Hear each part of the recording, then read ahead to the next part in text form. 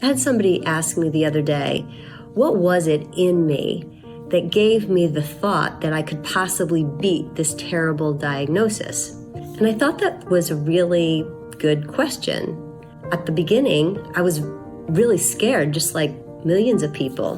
Brain cancer, in particular, has one of the worst 5-year life expectancies of all cancers. The doctors gave me 12 to 18 months to live, basically, even with radiation, chemotherapy, and surgery. But on some level, I just didn't buy it. I just didn't buy that there was nothing that I could do. I didn't believe that I was just a victim. And that was a really big decision. Of course, I was scared to death. Of course, I was going to follow the treatment for brain cancer, which is a very tough one. But what I learned is that healing is not just about traditional medicine.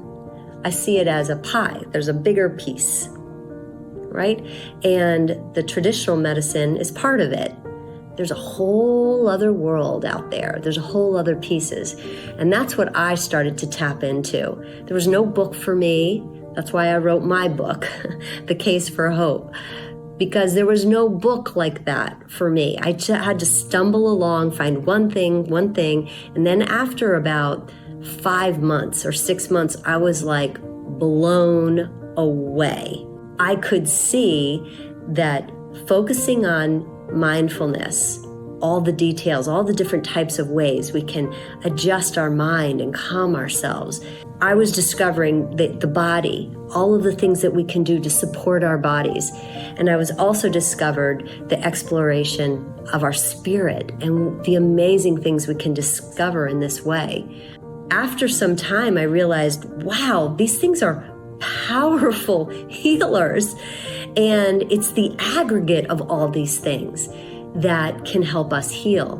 But that wasn't the message I was getting from my traditional doctors, which was, you didn't do anything to cause this. These are the statistics. There's nothing you can do. Just enjoy life until that day happens. And that just wasn't gonna cut it for me. And I'm really glad that there was something in me that said, no, we're gonna color outside of the lines here. We're gonna get out of this square. We're gonna go outside it a little bit. We're gonna see what's out there. And I'm gonna tell you, the things that I learned are not crazy. These are things you actually already know. How to sleep, the importance of good quality sleep, good clean food, good clean water, removing toxins out of our body, the powerful health benefits of exercise, of creating oxygenation. Cancer hates if you're oxygenated because it can't thrive in an oxygenated environment. The kinds of food also, certain foods. Cancer will love your McDonald's sandwiches and all that kind of stuff. That stuff supports illness and inflammation and not supporting our immune system. So there's so many things that we can do to heal. I'm grateful for that. So to the question that was asked, why did I have the temerity to consider something else? I just didn't buy it. And I knew there was no guarantee, but as I started looking into my journey, I found hope. I found a glimmer of hope, and then I found a little bit more. Then it was like an avalanche. Oh my gosh, wow, there's so much out here. Why doesn't everybody know? That is where I am. And I'm just trying to share with as many people as possible what is possible in you, which is pretty extraordinary if you're willing to get out of the fear, which it's easy to get into, get out of the fear, open your eyes and see what's possible out there, because there's a big old world out there that can support you in so many ways, not even if you're just gotten cancer or some other diagnosis, just if you're looking for a better way.